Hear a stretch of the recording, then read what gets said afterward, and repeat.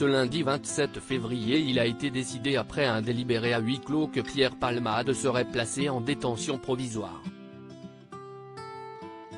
Une décision de la Cour de Paris qui a eu une conséquence immédiate pour le comédien encore hospitalisé après un AVC survenu samedi dernier.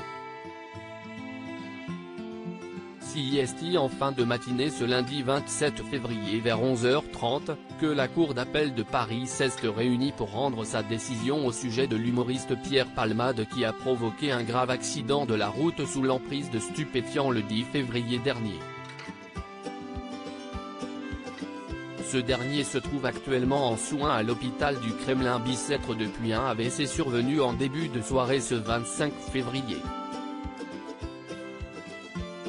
Pour rappel, le parquet de Melun avait requis son placement en détention provisoire alors que le juge des libertés et de la détention avait demandé un placement sous contrôle judiciaire avec un bracelet électronique.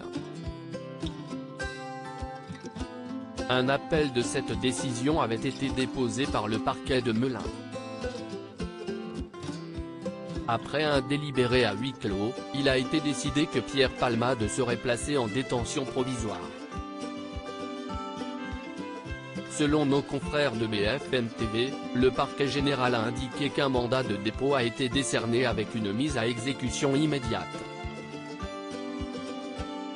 Cette décision fait suite à sa mise en examen pour homicide et blessures involontaires et son placement sous contrôle judiciaire.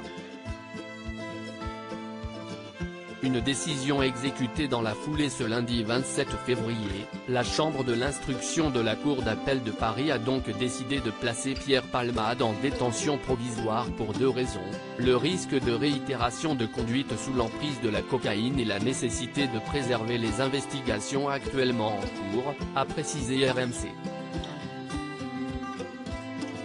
Une source proche du dossier a également confié à nos confrères de BFM TV, que le mandat de dépôt de Pierre Palmade serait dorénavant géré par le centre pénitentiaire de Fresnes dans le Val-de-Marne. En fin d'après-midi, on a toutefois appris que Pierre Palmade ne serait finalement pas transféré immédiatement vers un établissement pénitentiaire en raison de son état de santé.